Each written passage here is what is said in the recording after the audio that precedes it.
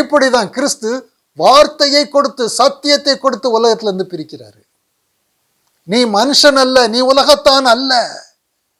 கிறிஸ்துவோடு கூட சிலுவையில் அறையப்பட்டவன், மரித்தவன், அடக்கம் பண்ணப்பட்டவன், கிறிஸ்துவோடு கூட உயிர்த்தெழுந்து உன்னதத்தில் அவரோடு கூட வீற்றிருக்கிறவன். நீ உலகத்தான் அல்ல. இப்படி விசுவாசிப்போமா? இப்படி விசுவாசிக்கிறவர்கள் எத்தனை பேர்? நான் மனுஷன் அல்ல என்று சொல்லுகிறவர்கள் எத்தனை பேர்?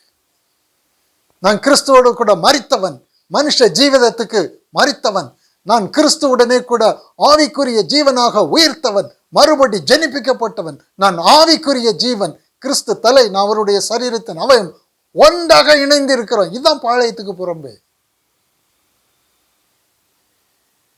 மனுஷன் தான் உலகத்துல உள்ள மேன்மையை தேடுவான், கீழானவைகளை தேடுவான். கொலோசையர் 3வது அதிகாரம், கொலோசையர் புஸ்தகம் 3வது அதிகாரம் 1 வசனம், நீங்கள் கிறிஸ்துவுடனே கூட எழுந்தது உண்டானால். இதெல்லாம் கிறிஸ்தவ சமுதாயத்துக்கு தெரியவே தெரியாத. கிறிஸ்துவை நம்ப தெரியும், அவருடைய மரணத்தை நம்புவாங்க, உயிர்த்தெழுதலை நம்புவாங்க. கிறிஸ்துவின் மரணத்தோடு நான் மரித்தேன், அவருடைய உயிர்த்தெழுதல், அவரோடு கூட நான் உயிர்த்தெழுந்தேன் என்று யாரும் நம்ப மாட்டாங்க. ஏன்னா அது ரொம்ப கஷ்டம். அப்படி ஒரு நம்பிக்கை எங்களுக்கு வேண்டாம். கிறிஸ்துவோடு கூட மரித்தோம் என்கிற நம்பிக்கை எங்களுக்கு வேண்டாம். கிறிஸ்துவோடு கூட அடக்கம் பண்ணப்பட்டோம் என்கிற நம்பிக்கை எங்களுக்கு வேண்டாம். கிறிஸ்துவோடு கூட உயிர்த்தெழுந்தோம் என்கிற நம்பிக்கை எங்களுக்கு வேண்டாம். நாங்கள் உயிர்த்தெழுந்த புது சிருஷ்டி ஆவிக்குரிய ஜீவன் என்கிறது எங்களுக்கு வேண்டாம். எங்களுக்கு கொடுக்கப்பட்டிருக்கிற சரீரம் கிறிஸ்துவின் சரீரம் என்பதும் எங்களுக்கு வேண்டாம். அப்புறம் எப்படி உங்களுக்கு பரலோகம் கிடைக்கும்? எப்படி நீங்க உலகத்தை ஜெயிப்பீங்க? இப்படி கிறிஸ்துவோடு இணைந்து இருக்கிறோம். நீங்கள் கிறிஸ்துவுடனே கூட எழுந்தது உண்டானால், கிறிஸ்து தேவனுடைய வலது பார்சத்தில் வீற்றிருக்கும் இடத்தில் உள்ள மேலானவைகளை தேடுங்கள். இன்னைக்கு உலகத்துல எனக்கு இல்லை அப்படிங்கிறது உனக்கு நிந்தையாக இருக்கலாம். எனக்கு உன்னதத்தில் உள்ளவைகள் இல்லை என்பது நிந்தையாக உனக்கு வரணும். உலகத்துல எனக்கு குறை இருக்கு, உலகத்துல எனக்கு பாடு இருக்கு, உலகத்துல எனக்கு பிரச்சனை இருக்கு, உலகத்துல எனக்கு ஐஸ்வர்யம் வேணும், அதுல நான் குறைவாக இருக்கிறேன், இவைகளை உனக்கு நிந்தையாக நீ பார்க்கிறியே, சுமக்கிறியே. மேலானவைகள் கிறிஸ்துவின் சாயல், கிறிஸ்துவின் சுபாவம், தேவனுக்குரிய நித்திய ஜீவன், தேவ ராஜ்யம், பரம பொக்கிஷம், ஆவிக்குரிய ஜீவன் எனக்கு இல்லையே என்கிற நிந்தை வரணும்.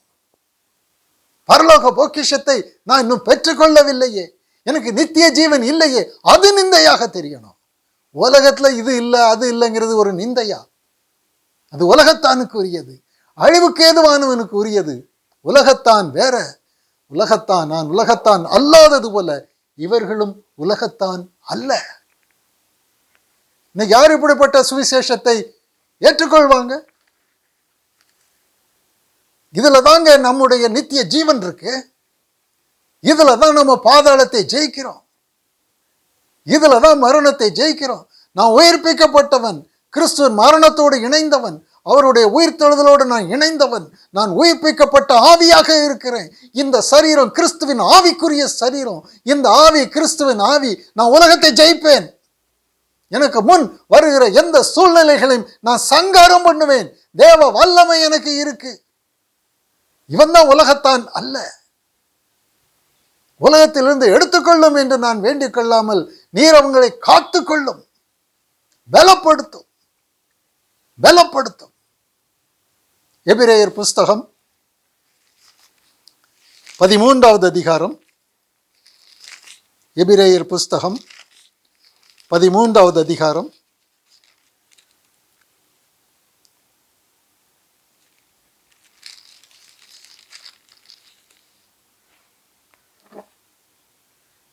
9வது வசனம்.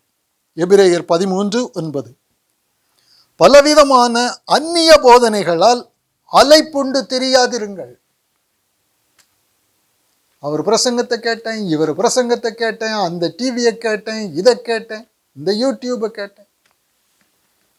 ஆண்டவர் சொல்றது என்ன? ஒருத்தர் அதை சொல்வார், இப்படி செஞ்சீங்கன்னா உங்களுக்கு ஐஸ்வர்யம் கிடைக்கும், உலக மேன்மை கிடைக்கும், அது கிடைக்கும், இது கிடைக்கும், எவ்வளவோ சொல்வாங்க. ஆண்டவர் என்ன சொல்றாரு அப்படின்னா, பலவிதமான அந்நிய போதனைகளால் அலைப்புண்டு திரியாதிருங்கள். போஜன பதார்த்தங்களினால் அல்ல, கிருபையினாலே இருதயம் ஸ்திரப்படுகிறது நல்லது. போஜன பதார்த்தங்களில் முயற்சி செய்தவர்கள் பலனடையவில்லை. கிருபையினால் இருதயம் ஸ்திரப்படுகிறது நல்லது.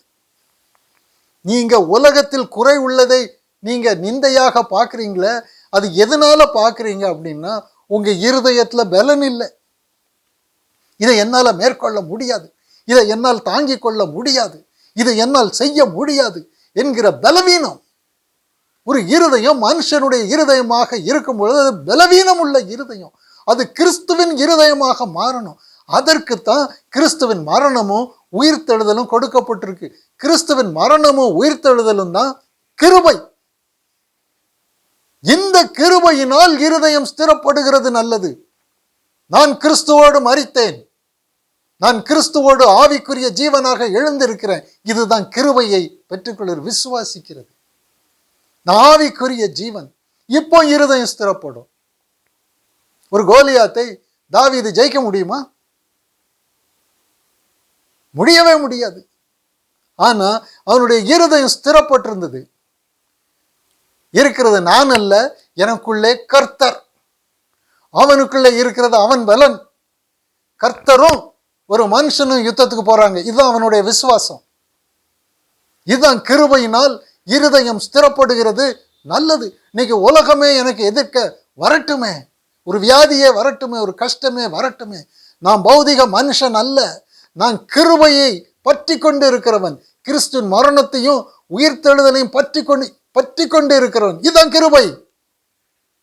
இன்னைக்கு கிறிஸ்துவின் மரணமும் உயிர்த்தெழுதலும் தான் கிருபைங்கிறது யாருக்குமே தெரியாது. கர்த்தருடைய கிருபையினால ஒரு வீட்டை கட்டிட்டேன், கர்த்தருடைய கிருபையினால் ஒரு கார் வாங்கிட்டேன், கர்த்தருடைய கிருபையினால் இந்த உத்தியோகம் கிடைச்சா, அது எதுவுமே கிருபை இல்லைங்க. ஓட்ட கப்பலில் உங்களுக்கு ஒரு அந்தஸ்து கிடைச்சா அதுக்கு பேர் கிருபையா? அதுக்கு பேர் மேன்மையா? யாராவது அதை மேன்மை பாராட்டுவாங்களா? அது அல்ல கிருபை. கிருபை என்பது ஒரு மனுஷன் ஆவியாக மாறுகிறது. கிருபை என்பது ஒரு மனுஷன் கிறிஸ்துவோடு இணைகிறது. கிறிஸ்துவோடு இணைய வேண்டுமானால் அவருடைய மரணத்தோடு இணையணும், அவருடைய உயிர்த்தெழுதலோடு இணையணும். அவருடைய மரணமும் அவருடைய உயிர்த்தெழுதலும் ஒரு மனுஷனை ஆவிக்குரிய ஜீவனாக மாற்றுகிறது. இதுதான் கிருபை. இந்த கிருபையினால் இருதயம் ஸ்திரப்படுகிறது நல்லது. அந்நிய போதனைகளை தேடி அலையாதீங்க. பாளையத்துக்கு புறம்பே போங்க. தெய்வத்துவத்தில் எவ்வளவு நான் குறைவாக இருக்கிறேன், கிறிஸ்துவின் பலன், கிறிஸ்துவின் சாயலில் நான் எவ்வளவு குறைவாக இருக்கிறேன், இதை நிந்தையாக பாருங்க. மார்த்தாளும் மரியாளும் இருக்கிற ஒரு நிலையில் இதைத்தான் பார்க்கிறோம். அவ கிறிஸ்துவை விசுவாசிக்கிறவள் மார்த்தாள். ஆனா உலகத்தை ஆதாயப்படுத்துறவள், அநேக காரியங்களை குறித்து கவலைப்பட்டு கலங்குகிறவர்கள். ஆனா மரியாளை பாருங்க, இந்த ஆண்டவருக்கு நான் எவ்வளவு குறைவாக இருக்கிறேன். அவர் பாதத்தில் உட்கார்ந்து அவர் வாயிலிருந்து புறப்படுகிற வார்த்தையை கேட்டுக்கிட்டு இருக்கிறேன். அந்த வார்த்தை என்னை உலகத்திலிருந்து பிரிக்கும். அவரோடு கூட கட்டப்பட்டிருக்கிறார். மார்த்தாள் கிறிஸ்துவோடு கட்டப்படவில்லையே, கிறிஸ்துவ குற்றப்படுத்துறாளே. அவளும் கிறிஸ்துவ விசுவாசிக்கிறவா தான். அவள் உலகத்தாள். மரியாள் உலகத்தாள் அல்ல, உலகத்திலிருந்து பிரிக்கப்பட்டவள். அவள் கிறிஸ்துவோடு ஐக்கியமாய் இருக்கிறவள். இன்னைக்கு ஜனங்களுக்கு கிருபை என்றால் என்னன்னு தெரியாது.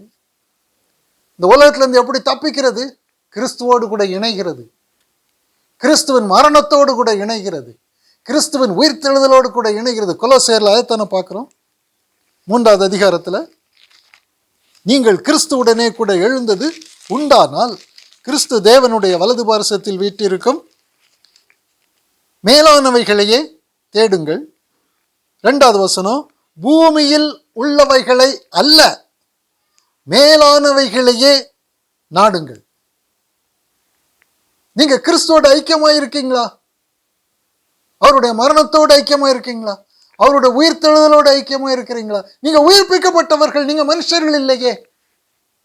நீங்க தேவ பிள்ளைகள், ஆவிக்குரிய ஜீவன்கள், ஆவிக்குரிய சரீரம், கிறிஸ்துவின் ஆவியில் இருக்கிறவங்க. நீங்க பரம பொக்கிஷத்தை தேடுங்க. அதுல எவ்வளவு குறைவாக இருக்கிறோம் அதை நிந்தையாக பாருங்க. இன்னைக்கு உலகத்தை ஜெயிக்கிறதுல கீழானவைகளை தேடாதபடிக்கு மேலானவைகளை தேடுகிற காரியத்தில் எவ்வளவு குறைவுள்ளவர்களாக இருக்கும் அதை நிந்தையாக பாருங்க. ஜெயிக்கணும். நான் கிறிஸ்துவோடு கூட இணைந்தவன், அவரோடு கூட சிலுவையில் அறையப்பட்டவன் நான் அல்ல, கிறிஸ்துவே எனக்குள் பிழைத்திருக்கிறார். இந்த விசுவாசம், இந்த கிருபையின் மேல் உள்ள விசுவாசம், கிறிஸ்து எல்லாவற்றையும் அவருடைய மரணம், அவருடைய உயிர்த்தெழுதலின் மூலமாக எந்த ஒரு மனுஷனும் இந்த உலகத்தில் சிக்காதபடிக்கு, அவன் உலகத்தை விட்டு தப்பிக்கும்படியாக, மனுஷ ஜீவிதத்தில் இருந்து ஆவிக்குரிய ஜீவிதத்துக்கு போகும்படியாக எல்லாவற்றையும் செய்துட்டு அவர் இருக்கிறார். அவருடைய நிந்தையை சுமப்போம். பரலோகத்துக்கு போறதுக்கு எவ்வளவு குறைவாக இருக்கிறேன், நித்திய ஜீவனை சுதந்திரிக்கிறதுக்கு எவ்வளவு குறைவாக இருக்கிறேன். ஒரு ஐஸ்வர்யம் உள்ள வாலிபன் வந்தா, நித்திய ஜீவன் எனக்கு வேணும் ஆண்டவர், ஆண்டவர் ஒரு வார்த்தை சொன்ன உடனே அவன் ஓடிட்டான், வருத்தப்பட்டு துக்கப்பட்டு போயிட்டான். உன்னிடத்தில் ஒரு குறை உண்டு, என்னிடத்திற்கு நீ வருகிறதற்கு உனக்கு ஒரு தடை இருக்கு, ஐஸ்வர்யத்துக்கு தூரப்போடு, அதற்கு பின்பு என்னிடத்திற்கு வா, நிந்தையை சுமந்து கொண்டு பாளையத்துக்கு புறம்பே வா. அது முடியாது. ஆனா எனக்கு நித்திய ஜீவன் வேணும், கிடைக்காது. இன்னைக்கு யாருக்கும் நித்திய ஜீவனை பற்றி கொள்ள வேண்டும் என்றால் கிறிஸ்துவோடு கூட இணையணும், அவருடைய மரணத்தோடு இணையணும், அவருடைய உயிர்த்தெழுதலோடு இணையணும், அவரோடு கூட ஒரே சரீரமாக ஆவிக்குரிய ஜீவனாக உயிர்ப்பிக்கப்படணும். அவர்களைத்தான் இவர்கள் உலகத்தான் அல்ல, இவர்கள் பரலோகவாசிகள், இவர்கள் பூமியை சுதந்திரிக்கிறவர்கள் அல்ல, இவர்கள் நித்திய ஜீவனை சுதந்திரிக்கிறவர்கள். என்னுடைய மனவாட்டி. கடைசி காலத்துல 2 கேட்டகரி தான். நீங்க பாளையத்துக்குள் இருந்தால் நீங்கள் வேசி, நீங்கள் பாளையத்தை விட்டு கிறிஸ்துவோடு ஒரே ஆவியாக இணைந்தால் மனவாட்டி. மனவாட்டிக்கு மட்டுமே நித்திய ராஜ்யம், வேசிக்கு கிடையாது. பாளையத்திற்குள் இருக்கிறவள் புத்தியற்ற கன்னிகை, பாளையத்துக்கு புறம்பே நிந்தையை சுமந்து கொண்டு போகிறவர்கள் புத்தியுள்ள கன்னிகைகள். 2 பேரும் கன்னிகைகள் தான். ஆனா இவ வேசி, இவ மனவாட்டி. இந்த கடைசி காலங்களில் வஞ்சகத்தை தவிர வேற ஒண்ணுமே இருக்காது உலகத்துல. எங்க பார்த்தாலும் வஞ்சகம் தான் நிரம்பி இருக்கும். அது கண்ணியாக இருக்கும், அது தெரியாது. ஒரு குருவி பிடிக்கிறவன் கண்ணி வைப்போம், அது குருவிக்கு அது கண்ணியாக தெரியாது, இறை தான் அதுக்கு தெரியும். இறையை நோக்கி அது போகும், கண்ணி இருக்கிறது தெரியாது. அதே போல கிறிஸ்துவை விசுவாசிக்கிறவங்க பாளையத்துக்கு புறம்பே போகாதபடிக்கு, அவரோடு கூட ஆவிக்குரிய ஜீவனாக மாறாதபடிக்கு இன்னைக்கு பிசாசு கண்ணி வச்சிருக்கிறான். அந்த கண்ணியாக தெரியாது, அது கிறிஸ்துவுக்குரிய காரியங்களாக தெரியும். எச்சரிக்கையாக இருக்கணும். நான் மறுபடி ஜனிப்பிக்கப்பட்டிருக்கிறேனா, கிறிஸ்துவின் மரணத்தை நான் ஆதாயப்படுத்தி இருக்கிறேனா, கிறிஸ்துவின் உயிர்த்தெழுதலை நான் ஆதாயப்படுத்தி இருக்கிறேனா, கிறிஸ்துவின் சாயலில் எவ்வளவு குறைவுள்ளவனாக இருக்கிறேன், அதை நான் அடைய வேண்டாமா? இதை குறித்த எந்த ஒரு காரியமும் இல்லாதபடிக்கு கிறிஸ்தவ சமுதாயம் நிரம்பி இருக்கு. தப்புங்க. அது பாபிலோன், அது உலகம், அது பாளையம், அதுக்குள்ளே மரணம் இருக்கு. ஆண்டவர் வெளியே இருக்கிறார். போங்க போங்க. இது கிருபையின் காலம். கிருபையை உதாசீனப்படுத்தாதீங்க. தலைக்கு மேல கத்தி தொங்குது. எந்த நேரத்துல இந்த சரீரம் அழியும், எந்த நேரத்துல இந்த உலகம் முடிஞ்சு போகும் தெரியாது. இன்றைக்கு வாய்ப்பு இருக்கு, அந்த வாய்ப்பை பயன்படுத்தி கொள்ளுங்க. உலகம் உங்களை காப்பாற்றாது, மனுஷன் உங்களை காப்பாற்ற மாட்டான். பாளையத்துக்கு புறம்பே உங்களுக்காக காத்து கொண்டிருக்கிற, அவருடைய நிந்தை சுமந்து கொண்டு அவரிடத்தில் ஓடும்படியாக காத்து கொண்டிருக்கிற ஆண்டவர் ஒருவரிடத்தில் மட்டும்தான் பாதுகாப்பு உண்டு. மீதி எல்லாம் ஓட்ட விழுந்த கப்பல் தான். நல்ல கப்பல் இருக்கு. கிறிஸ்துவின் மரணத்தை ஆதாயப்படுத்துங்க, கிறிஸ்துவின் உயிர்த்தெழுதலை ஆதாயப்படுத்துங்க, நம்புங்க.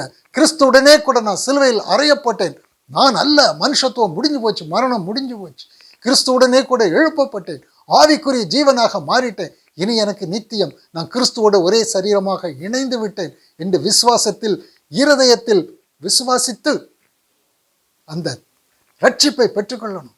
வாயினால் அறிக்கை பண்ணணும், நீதியை அறிக்கை பண்ணணும். கர்த்தர் இவ்வளவு பெரிதான ஒரு ரட்சிப்பை நமக்கு வச்சிருக்கிறாரு. எல்லாருடைய மரணத்திற்குள்ளும் அவருடைய உயிர்த்தெழுதலுக்குள்ளும் இருக்கிறது. அவருடைய மரணம் உயிர்த்தெழுதலை உதாசீனப்படுத்துகிறது தான் இன்னைக்கு கிறிஸ்துவை விசுவாசிக்கிற சமுதாயத்தின் வேலை. தப்பித்துக் கொள்ளுங்க. காலம் இருக்கிறது வரை, காலம் இருக்கிறது வரை அவருடைய மரணமும் உயிர்த்தெழுதலும் தான் தேவனுடைய கிருபையின் பூரணம். இதை சுதந்திரிக்கணும். மனுஷத்துவத்தின் மரணமும் தேவ சாயலில் உயிர்ப்பிக்கப்படுகிறதும் அந்த மரணத்திற்குள்ளும் அந்த உயிர்த்தெழுதலுக்குள்ளும் மட்டும் உள்ளது. அந்நிய போதனைகளால் அலைப்புண்டு தெரியாதீங்க. இந்த கிருபையினால் இருதயம் ஸ்திரப்படுகிறது. நல்லது. ஓடுங்க.